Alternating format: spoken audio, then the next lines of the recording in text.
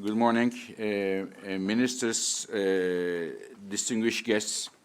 It's a great pleasure and honor for me to welcome you to International Energy Agency headquarters today for discussion on a very strategic topic for Europe. I would like to particularly to welcome Madame Christine Lagarde and Dr. Werner and thank them and their colleagues at the ECB and EIB for the excellent collaboration. A special welcome to Mr. Draghi. Thank you very much, sir, for giving us the honor. The title of this the meeting, the conference, as we call it, is the Europe's competitiveness and financial stability in a period of global energy transition. And we believe that this is a pivotal topic for Europe. We all know after 24th of February last year, the world entered an energy crisis, and Europe was at the center of it. Because Europe's energy imports were, especially for gas and oil coming from Russia. When we look at what happened in the last several months, I can tell you that I personally believe European governments deserve a significant credit for their response. Russia thought that they play an energy card and win by cutting the gas supply, but what we see today is very different. I remember the early days of after the invasion, there was a statement from Kremlin saying that Europe would freeze and European economy would collapse. Thanks to the right policies of the European countries, thanks to their solidarity, and with a bit help of the mild weather, Europeans didn't freeze and the economy in Europe didn't collapse. Russia, in other words, played the energy card and lost. But many households and industrial consumers have been left with bruises since we have the crisis. But more importantly, we believe today Europe faces some difficult strategic dilemmas. The prices, the natural gas prices, electricity prices are a bit lower than the peaks we have seen, but the situation is still fragile, and there are still several uncertainties in play. This could have significant impacts on the prices soon. This potential high energy prices, energy costs in Europe is particularly a key issue for the vulnerable groups in the society who are struggling to pay the upfront costs for certain policies, for efficiency improvements at home, for buying electric cars or installing heat pumps. We think the governments need to make sure that the transitions are inclusive and the benefits are shared by everybody. But our worries go beyond the households. And industry sector is a critical part when we look at the energy prices and their competitiveness. We say natural gas and electricity prices came down, but today they are still 2.5 times higher than they are in the historical averages. So even the lower, the moderated one after the crisis, still 2.5 times higher than the historical averages. And when we compare other economic players in the world, the situation is even worse. Today, the natural gas prices, which we say it came down, 5 times higher than that of in the United States. And the electricity prices today in Europe are 3 times higher than in China. This is definitely a bad news for the European industries, especially energy-intensive industries, which employ close to 10 million people across Europe today. I was mentioning Madame Lagarde a couple of minutes ago. We are in touch with several heavy industry leaders, and I can tell you that many of them want to understand how will it evolve as they are reviewing their European strategies and operations. Should we stay here? Should we go? What shall we do? So this is something that we need to take into consideration. So this is the one part of the problem I see. Existing industries, how we are going to compete with the other players in the world. But there is another pressure point on top of this. Namely, the world is entering a new industrial age, the age of clean energy technology manufacturing. And here, when we look, some of the key players are already cementing their positions in the next chapter of the global industry, and as such, it is important for Europe to have a look at it. Let me start with China. China had, since years, if not decades, had a policy to push certain clean energy technologies, and today has a very strong pole position, both in terms of the refining of critical minerals and manufacturing of key critical technologies such as batteries, solar PV, such as wind, and electrolyzers and others.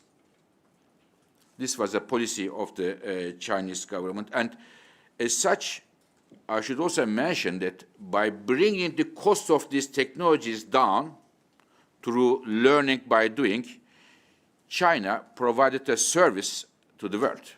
We have to also acknowledge that positive part here. But today has a very strong position.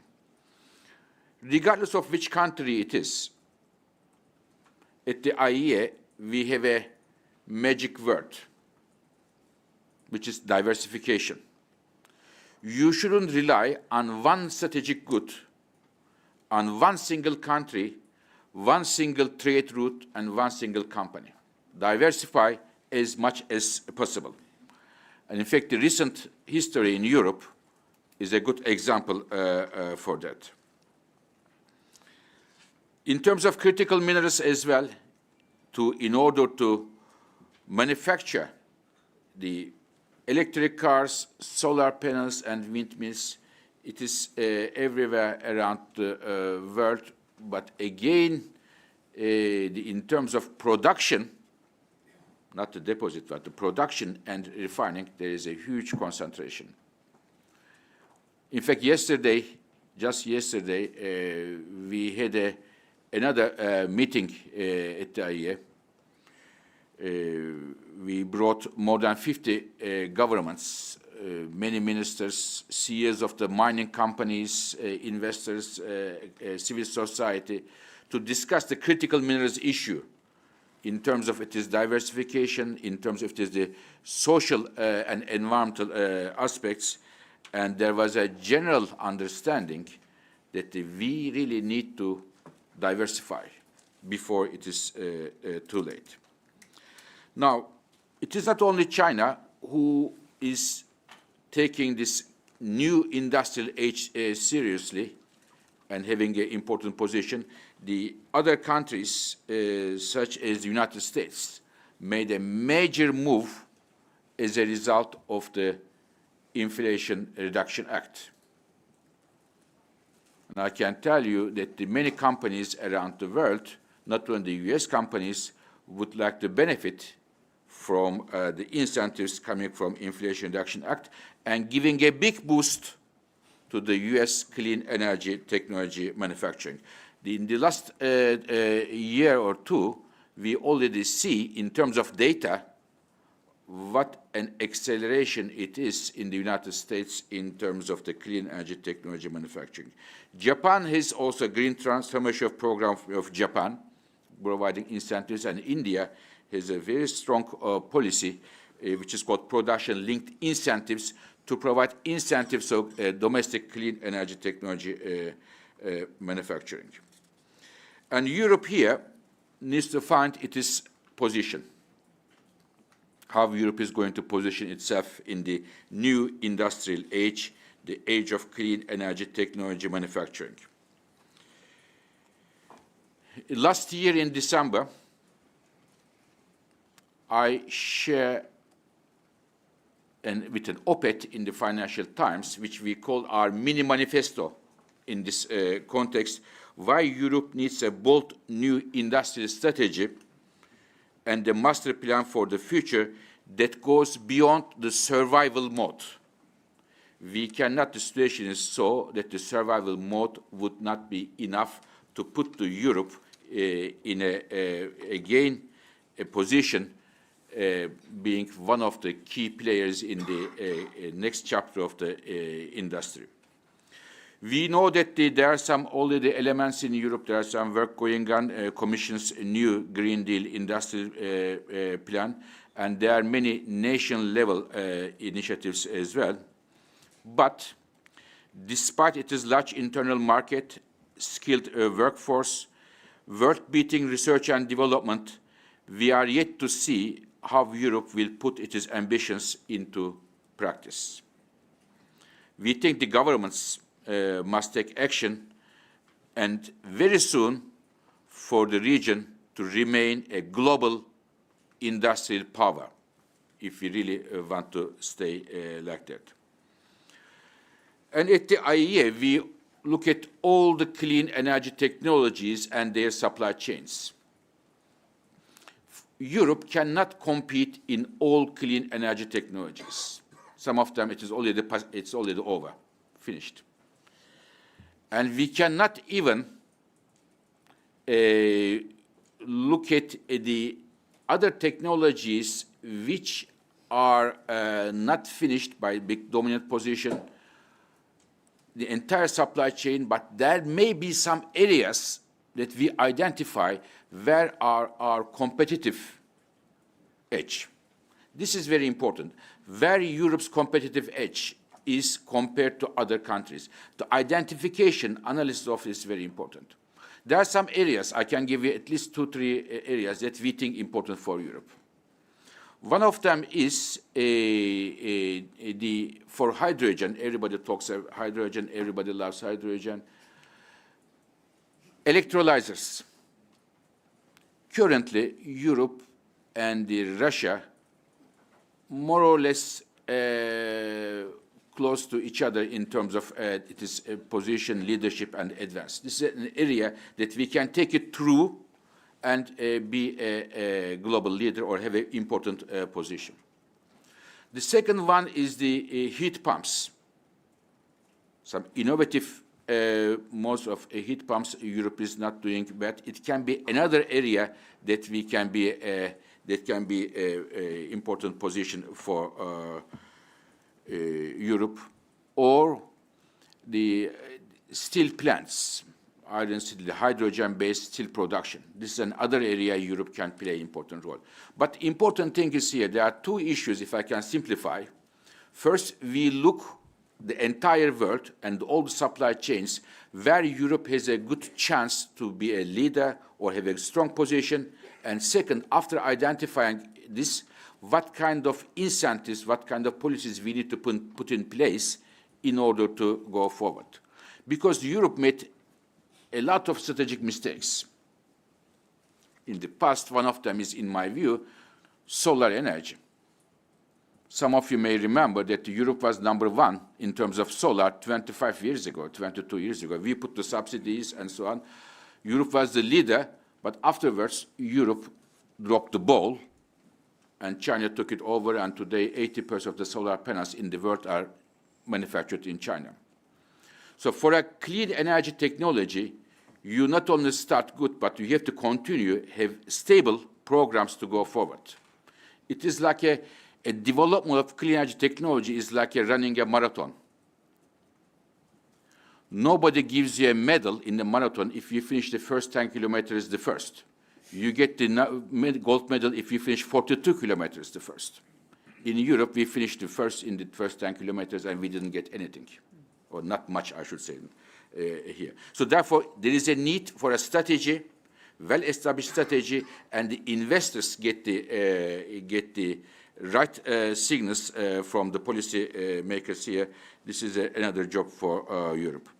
Finally, we think in Europe, it is important the European foreign policy, trade policy, should be reviewed under the current circumstances I tried to tell you.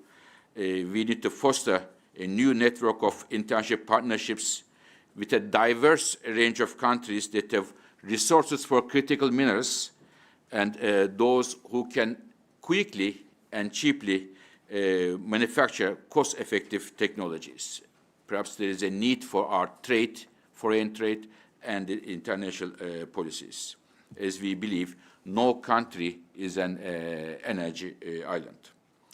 So, dear colleagues, we think it is the high time for Europe to think about its industrial policies, how we remain competitiveness in the light of the recent developments, both on the energy markets and in the geopolitical context. And it is the reason we thought that we come here together and have a discussion with such a distinguished group. I forgot to mention that this first session is webcasted live, and we will finish the live webcasting after the first session. But may I once again thank Madame Lagarde and Dr. Hoya for the great partnership we have. We are very much looking forward to have a good discussion, and we are very happy that this discussion will take place in front of you, and especially that of Mr. Draghi, who has a keen interest in these issues. And with this, if I may, I will pass the floor to Madame Lagarde.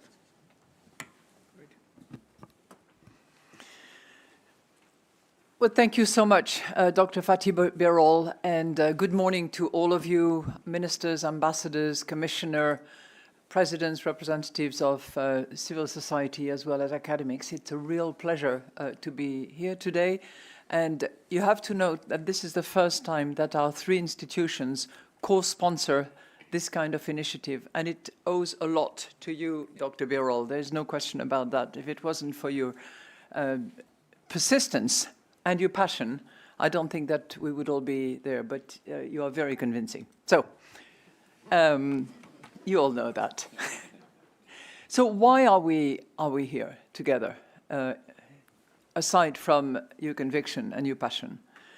We're here because all three of us believe that there is urgency and that it matters to all of us, to our societies, but also to our respective institutions. From my perspective, in the presence of my esteemed and highly respected predecessor, whom I salute here, the recent years have shown that volatile energy prices are persistent shifts in energy markets, and they can have a significant impact for inflation dynamics. And inflation is what a central bank focuses on, certainly the European Central Bank, which has a single mandate. So each of us we have our respective mandates. And despite the fact that they're different, we have a shared interest in an orderly energy transition. In the last few years, 2 points about this transition have become increasingly clear. The first, which is a no-brainer, is that scientific consensus on climate change is being borne out. You can't find, well, maybe you can in some very remote countries on the other side of the pond, anyone challenging that we are facing a massive danger resulting of climate change and that something's got to be done about it, and urgently. Everywhere we look, we see natural disasters becoming more frequent, more severe. Just remember the fires in Canada this summer. Well, those fires destroyed the equivalent of the whole French forest in one summer. And closer to us, when we look at what happened in respectively Greece and Libya, we have prime examples of massive weather-caused disaster. Over the past 50 years, the number of weather-related disasters has increased by a factor of 5. So that's point number one. Point number two, there will be high social cost if we get the green transition wrong or delayed. Last year's energy crisis was unrelated to the green transition, but it highlighted how vulnerable we are to energy price volatility. And that drew the attention to the potential burden decarbonization might put both on industry and on people, increasing, as a result, support for those who favor delaying climate action. We have time on our hands. Technology will take care of it. So how do we meet the urgency of the challenge, but also be less disruptive? To my mind, and if you were to remember only that from the remarks that I make with humility, because this is not the direct field of a central bank. First of all, avoid procrastination. Second, understand the challenge. Third, share the burden fairly. So what do I mean by avoiding procrastination? It is very tempting, because of the difficulty of the task, to think that we can smooth out the cost of transition by just pushing back climate targets. How many times have we heard, yeah, 2030, but let's set targets for 2040, and short of 2040, let's set targets for 2050, and anything that happens before that, well, we'll see. The evidence suggests that pushing out in the future is not going to smooth out the cost of transition. Procrastinating, to the contrary, is likely to increase the bill we will end up having to pay. In our recently published economy-wide climate stress test, we showed that under a late push transition, the most vulnerable banks would face loan portfolio losses twice as high as the median. And pushing back targets will not buy us more time for the investment required. The latest ECB survey, again, on the access to finance of enterprises, for the first time included a question on what encourages or hinders green investments. And the answers that we have published actually 2 days ago are clear. According to firms, stricter climate standards provide a stronger incentive to invest than the physical impact of climate change. In other words, procrastinating will mean we run the risk of ending up in a halfway house where we are phasing out polluting energy sources before we can replace them with clean ones, a recipe for more price volatility and more political backlash. So the second element of a smooth transition, in our view, is understanding the challenge. And by this I mean the specific obstacles that firms are facing in investing in the green transition.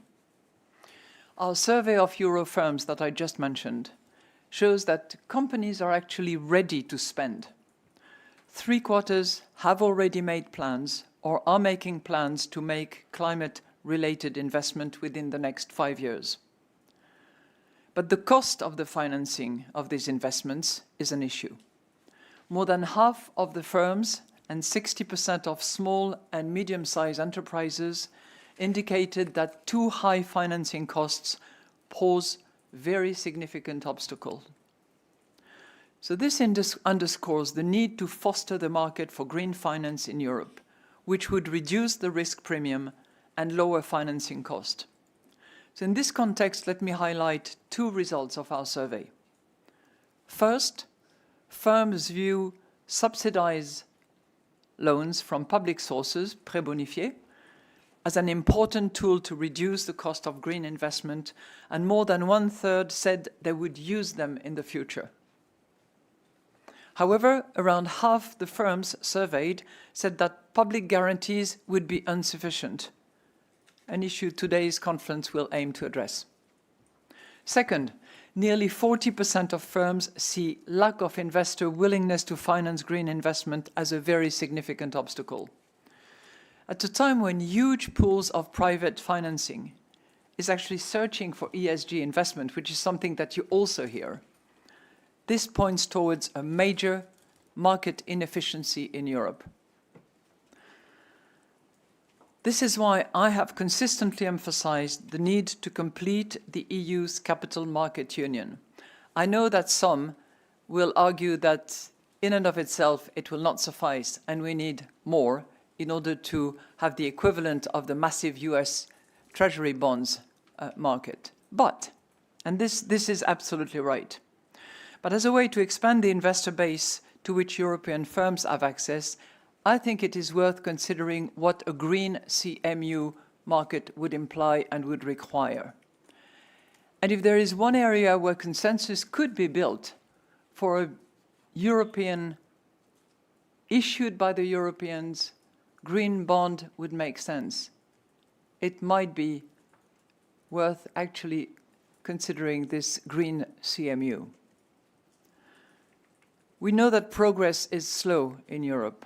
In that area, there might not be so many vested interest and protected turf, and it might be worth pushing that envelope. Because Europe is a location of choice for green bond issuance, with almost 60% of all green senior unsecured bonds issued globally last year originating here in Europe. And it would be a huge missed opportunity not to build on the head start we have in this area to meet the financing challenge. You know, what I'm saying here reminds me of what you said about solar panel. We were in the race, we were ahead of the game, and halfway through we just dropped the ball and somebody else picked it up. This might happen right here again, and China is not very much behind us in that particular field. So fostering the market for green finance requires a combined policy efforts, including multiple public institutions. As public institutions, we therefore need to ask how we can contribute within our mandates. This is also a key part of understanding the challenge. For the ECB, the most important contribution we can make is to maintain price stability. Well, what's new? This is the mandate. But this is even more important for green investment, because those green investments are those of which the return point is much further out in time, for which financial stability is important, but price stability is key. And for investors to know that down the road, on a consistent basis, prices will be kept stable is vitally important. But insofar as price stability is assured, we can also act to protect our balance sheet from climate risk and thereby support the green transition, which we are already doing. This is not major because our corporate bond portfolio is not that huge, but it has a signaling impact that actually matters. So the measures we have taken include sharpening incentives by tilting our corporate bond purchases towards companies with a better climate performance, limiting the share of assets issued by entities with a high carbon footprint that can be pledged as collaterals for our operations, and having stricter disclosure requirements. Again, signaling effects, but don't underestimate the size of the collaterals that we hold and will continue to hold even when corporate bonds will not be purchased at some stage. So for 24 and beyond, in order to be Paris Agreement compliant, we will also look at ways to continue addressing climate considerations in our monetary policy within our mandate. The third and final element, in our view, of a smooth transition is sharing the burden fairly.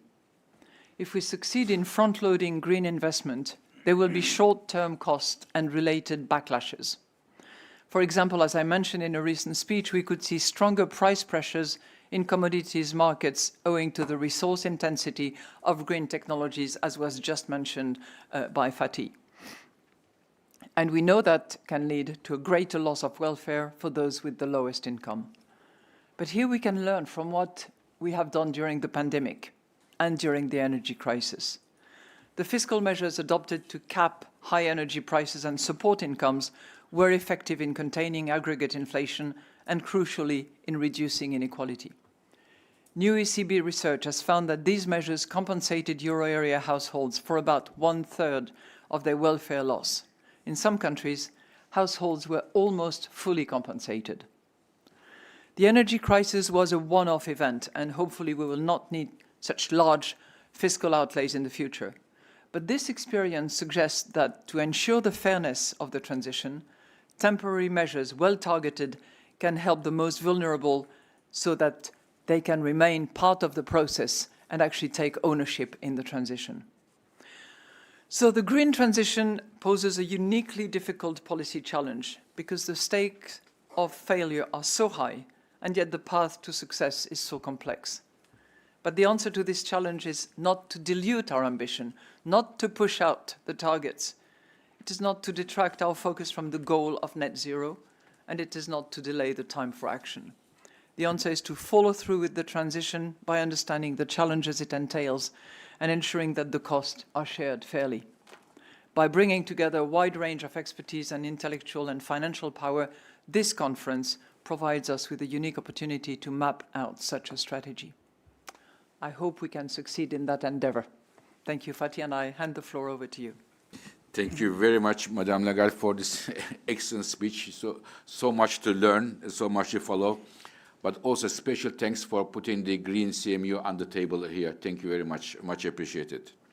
So I will now, before passing the floor to Dr. Hoya, once again I want to remind you that this is live streamed, and my colleagues told me that it must be an important subject for the Europeans. More than 20,000 Europeans are following this debate here, what we have. But with this, I'm going to turn to Dr. Hoya for his remarks. Over to you, sir. Thank you very much, Dr. Birol. Thank you very much, dear Christine Lagarde, and thank you very much for attending this conference. We at EIB are very happy and proud to co-host this event. And at first, people have been thinking, how does that fit together? IEA, ECB, and EIB, where are the interfaces? And I hope at the end of this morning or this day, we will find out that we better organize these interfaces quickly in order to produce the necessary synergies to reach our objectives. How to change the way we fuel our economies and how to do this, as we heard, in orderly fashion.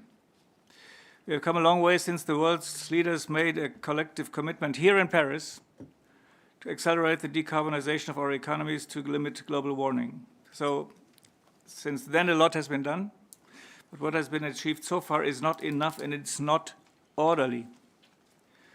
For too long, we lived under the illusion that fossil fuels were a cheap and reliable source of energy, and only when Putin's armies arrived in Ukraine, we realized that they are neither cheap nor reliable. And we should have known better, and we should have moved faster. But it's not just about Russia. Until we complete the energy transition, Europe will remain hostage to the whims of foreign powers, which control the supply of fossil fuels. Each time they decide to cut output, prices across the economy increase. The result, President Lagarde here and her colleagues at the ECB must deal with a severe inflation problem. European companies find themselves at a disadvantage vis-à-vis global competitors, and our households are suffering from skyrocketing costs. The transition to clean energies is not only a moral imperative to protect the life of future generations on our planet, it has also become a necessity in safeguarding the competitiveness of our industry and Europe's economic prosperity, not tomorrow, but today. Let's be fair, Europe is already doing a lot. The European Union devotes vast public resources to the energy transition. The EIB stands behind the effort. Last year, we signed more than 17 billion euros in new financing for clean energy projects inside the EU and more of it outside the EU. That's more than ever before. IEA data show that clean energy investment in Europe is rising and that the increase is accelerating. But as I said, dear friends, doing a lot doesn't mean doing enough. First of all, public coffers are simply not deep enough to bankroll the huge investment needed. We need to mobilize the private sector. And private investors, ladies and gentlemen, value certainty, clarity, and efficiency. By certainly, I mean that we cannot leave any doubts about our commitment. Talk of watering down, pausing, or even reversing the green transition only creates confusion and hampers investment. By clarity, I mean that our rules must be uniform and facilitate investment. Too many essential projects for the transition are today stuck in bureaucracy. Our regulatory framework is often too complex. We simply have no time for this. This brings me to efficiency. Our banking union is still incomplete and our capital markets union a work in progress, as Christine has clearly outlined. This means that clean tech innovators in Europe find it difficult to raise capital to scale up their businesses. Sometimes we are good at funding startups, but when it comes to scale-ups, we get weak. That's why the EIB Group launched this year the European Tech Champions Initiative, a fund of funds that will provide much-needed late-stage growth capital to European innovators. And so far, 5 EU countries have joined the fund. I really encourage others to follow suit. Some of you may ask why I mentioned high-tech startups in the context of energy transition. Because, dear friends, many of the essential technologies needed for an orderly energy transition are not there yet, or if they are still too expensive. So we must change a little bit our mindset away from preserving what we can preserve from the past instead of going into future and new technologies. You see, for some areas like electricity production, clean storage solutions are already cheaper and faster to deploy than fossil fuels. But for others, like aviation or heavy industry, we still need clean alternatives which are economical. And that's why innovation is key. That was the reason the EIB launched a dedicated package of support to the Repower EU. We are committing an additional 45 billion euros for the next 5 years on top of our regular lending to support clean energy investment and Europe's green industry. At a time of high interest rates, our financing will offer essential funding. But as I said before, this is not just a question of money. A share of these additional funds is earmarked for risky, highly innovative investments. We seek to de-risk these investments and crowd in private capital. That's what we had done 20 years ago with offshore wind farms, when the sector was still in its infancy, and we're doing it again now, and we're moving it towards floating wind farms on the high seas and all these things which bring a great progress. Crucially, we're not just financing renewables, energy storage, grids, or energy efficiency. We're also expanding our scope to finance the deployment of state-of-the-art manufacturing capacity in strategic and zero technologies. Moreover, the additional funds will be used to support investment in critical raw materials. There are 2 reasons for doing this. The first reason is, unfortunately, because we risk entering a global subsidies race in clean technologies. This is counterproductive and may stifle investment.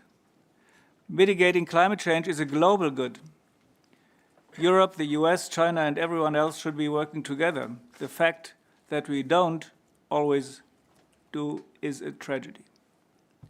Ladies and gentlemen, I cannot hide the fact that I spent most of my life in government and parliament, in foreign affairs and security affairs and strategic discussions. And I must say the discussion that we often lead, also last week when we were together in New York, was not always strategic. The way to strategic thinking is impossible without acknowledging the link between climate, technology, i.e. innovation, and development. And if we continue to think climate, innovation, and development in different boxes, then we have already lost now. We must bring these things together. We must answer questions from our partners in the Global South who say, what's in it for us? And they point at the maps who show you the development of the BRICS countries. Then they put another map to it and say, let's see where are the locations of the most critical raw materials that we in Europe badly need. And you will get a shock. And you better wake up and draw the consequences of this. And this then means that when we convince partners in the Global South not to rely upon fossil fuels, but to join us on the way towards new technologies, then we must answer this question, which I heard from a very important African statesman who said, Werner, what's in it for us? What you're doing with your wonderful wind farms on the high seas, which produce enormous amounts of electricity, which you then do not bring into our villages and towns in the mountains of my country. You use this electricity in order to fuel the electrolysis capacity you need for your green hydrogen, which you then put on boats or pipelines, bring it to the global north. And the further value chain begins there. Isn't this colonialism 2.0? We need to take that seriously. If we want to get the Global South on board, we better walk the talk when we talk about partnerships. So far, for me, it's often a rather empty word. So, mitigating climate change is a global good. In this situation, EIB financing is meant to offer targeted support to European industries to help them compete on the global stage. But make no mistake, we are not writing blank checks. We want to finance bankable and state-of-the-art projects which will produce the essential goods and materials that not just Europe, but the entire world need for the transition. The second reason behind our initiative is that support for green manufacturing is creating jobs. And the energy transition will not be orderly unless we create new jobs here in Europe and elsewhere. If our people feel that they are being left behind, that the transition creates new dependencies, they will push back. Social cohesion will be threatened and the transition will fail. So, dear friends, an orderly transition can only be a just transition. The EIB is deploying the full range of its resources to support investment that will lead us there. I'm looking forward to our discussions. Thank you very much. Thank you very much, Mr. Hoyer. So, dear colleagues, with these three welcoming remarks, we are finishing the opening session, and as such, we are also finishing our live stream, and we are moving to the session one, which is going to focus on the implications of the global energy crisis, which is going to be chaired by my colleague, Mr. Tim Gould, who is the Chief Energy Economist of the IEA. Mr. Gould, over to you. Well, thank you very much indeed, Executive Director. I'm